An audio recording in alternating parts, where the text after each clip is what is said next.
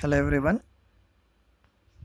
In the continuation to our previous video, in this let us discuss about Mendeleeff's periodic table.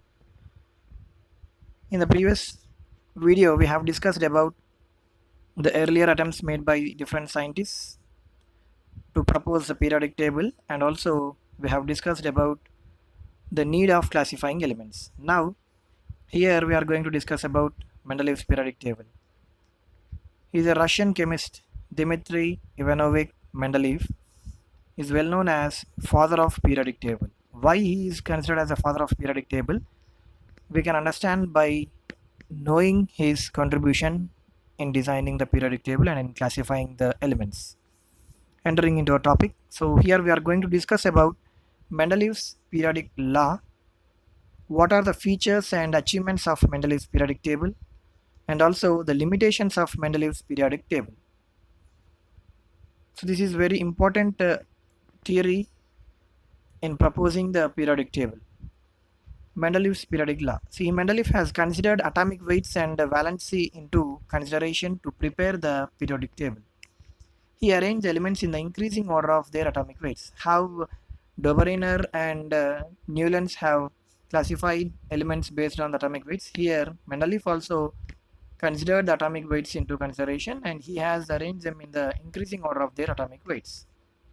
And his periodic table consists of 7 vertical columns known as groups. These 7 vertical columns are known as what? Groups. And 8 vertical columns known as groups, and 7 horizontal rows known as periods. Each group is again divided into subgroups A and B with similarities in chemical properties. Okay, the elements in the groups are having similarities in their properties. Based on his observations regarding the properties, a law was proposed which states that the physical and chemical properties of elements are the periodic functions of their atomic weights. The physical and chemical properties of elements are nothing but the periodic functions. They are the functions of the elements' atomic weights. So based on the atomic weights only, the physical and chemical properties of the elements will be depending on. This is the law given by Mendeleeff. Now let us have a brief look into this table.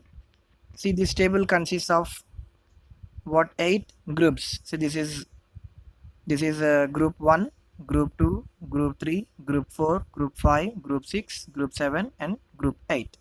See, here you can see, except this 8th group, all the groups are divided into A, B.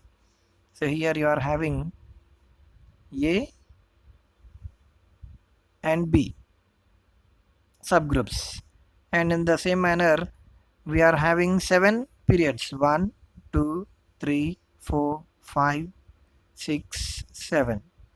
Totally 7 periods are arranged here. That means the group is divided into 7 periods and 8 groups. So here the elements are arranged according to the increasing order of their atomic weights. See here, hydrogen, lithium, sodium, potassium, all the elements are arranged in the increasing order of their atomic weights. This is a brief look into the Mendeleeff's periodic table. And now let us see the features and postulates of Mendeleeff's periodic table. See, as we have already discussed, that this group is divided into, so this periodic table is divided into groups and periods. Here every group is again divided into 2 subgroups, and the numbering for the groups are given with Roman labeling 1 to 8, and the periods are given the numbering, Arabic numbering 1 to 7. See here, this is the numbering of periods. Now the peculiar and the most important feature of Mendeleeff is prediction. He is very intelligent in predicting the properties of missing elements.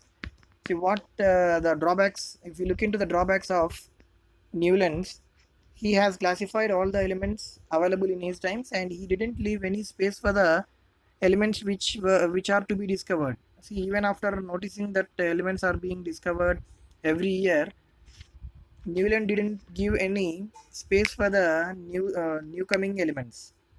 So, but here this person, this Mendeleeff has predicted that new elements might be discovered in the coming future, and he has left some space, and he also predicted the properties of those elements. This is very important thing here, and he has named those elements. He has named those elements with a prefix eka before the element present above it. See, one element, if one unknown element is there, there will be one element above it. So that element is taken, and to that he added eka. Now let us see. See here, boron. The element next to boron is unknown. That was not existing in his time. So he has named that element as eka boron. Eka means it's a Sanskrit word which means one. The element next to, the element which is very next, just one step next to the existing element. So this is named as eka boron, and he also predicted its properties. And next element is aluminium. See here, the element next to aluminium is also not discovered at that time. So he named that element as eka aluminium. Next, other element which was not discovered at the time was after silicon. See, this is silicon. The next element next to silicon is not discovered, which belongs to fourth A group. So he named that element as eka silicon.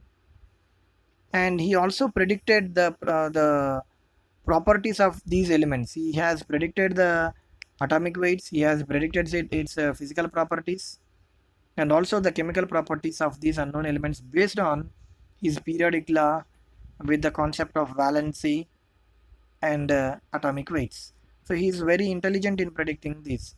So eka boron is named as what? Scandium. Eka aluminum is gallium. Later, after the discovery of these elements, they were named as scandium, gallium, and germanium, which were named by Mendeleeff as eka boron. So this is name. This is nothing but scandium. Eka aluminum is gallium. Eka silicon is germanium. See the very interesting thing about this about Mendeleeff is he stated about this gallium in his books. He has written two books in two volumes, and in his volumes he has stated that this eka aluminium, if you are going to put in your hands, then that will melt. Then after its discovery, if we study its properties, we can easily say that aluminum has a very low melting point. Even it will be melting in our hands because of its low melting point, that is around 31, but our body temperature is 37. Automatically, if you put gallium on your hand, it is going to melt. So this was predicted very earlier by Mendeleeff. So this is very interesting thing about this Mendeleeff. Now just let us look into the predicted properties and observed properties of these three elements. See, these properties were predicted. Actually, these properties were predicted earlier by Mendeleeff. Now, if you look into the atomic weight, he has predicted the atomic weight of eka aluminum as 68. Later, after observation, after the elements were discovered, and they have experimentally calculated that it is around 69. So it is a very close assumption. And later, eka silicon, its atomic weight was predicted by Mendeleeff as 72, and after its discovery, it is experimentally found that it is 72.59. So very close assumption. And coming to the densities also, the densities are also same. He predicted 5.9. The density which is observed is 5.94. The density of eka silicon is 5.5, and it is observed as 5.47. So in the same way, formula of oxides, eka aluminum Ea2O3, he observed that he assumed that the formula of that unknown element might be E2O3, and experimentally it is clearly observed that it is Ga2O3. So there is no change in the formula of that particular oxide of gallium.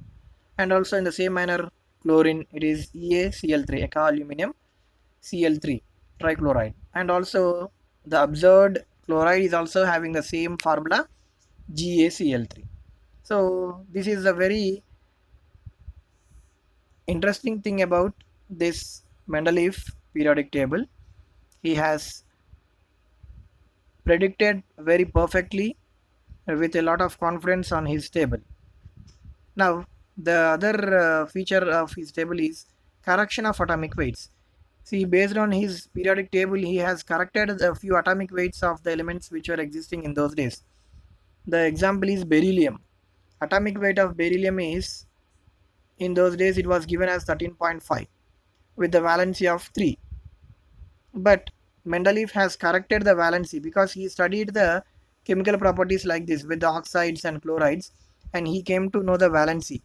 And with the valency, he has corrected the valency as 2.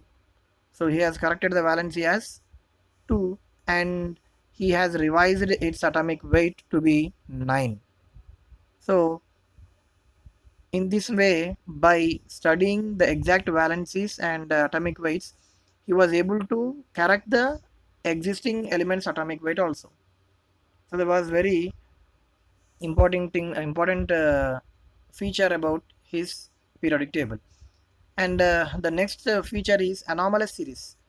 So he has arranged elements according to the increasing order of atomic weights, but tellurium being the higher atomic weight element than iodine was kept before iodine. See, tellurium's atomic weight is 127.6, but iodine's atomic weight is only 126.9. It is lower than tellurium, but tellurium was arranged just before iodine, which was not fitting into his, but he accepted that inversion, and he has given explanation for that based upon the valency. He said that based upon the valency, tellurium should be arranged in that particular position, and iodine should be arranged at that in that particular position. So that was his acceptance. He has accepted that inversion, and he has given explanation for that. In this way, he has explained the periodic table. So this is the reason why he is known as father of periodic table. So with all these, his periodic table was accepted by most of the scientists, and that was taken as a basis for building a new periodic table, that is modern periodic table. And his periodic table is also known as a short form of periodic table because only a few elements, and that means only the existing elements were given at the time, and also even few spaces are given for that. That was considered as a short form of periodic table. And Mendeleeff, due to his very keen observation and very perfect research, he is considered as the father of periodic table. Now coming to the limitations of Mendeleeff's periodic table. Even Mendeleeff was very much successful. He has few minor limitations, few drawbacks in his periodic table. See, if you look at the periodic table, anomalous pair of elements. So just now we have discussed that tellurium was placed just before iodine with lower atomic mass. With higher atomic mass, that was kept before it. Actually, he has arranged the elements in the increasing order of the atomic weights, but tellurium was kept. Tellurium being a higher atomic mass element should be kept after iodine, but it was kept before iodine based on properties. So that was one of the drawback. And the next drawback is dissimilar elements were placed together. See here, manganese is a metal, and chlorine Cl is a non-metal. These two were placed in seventh group. These two were placed in where? Seventh group. So in this way, these two elements were placed in a single group. Actually, the elements with similar properties are arranged in the groups.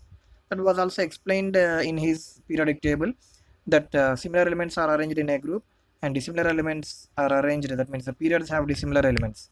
But here coming to the seventh group, seventh A and B, actually they are completely they are different, but they are arranged in the same group. That is also one of the drawback of this periodic table. In the next video, let us know about the modern periodic table. Thank you for watching.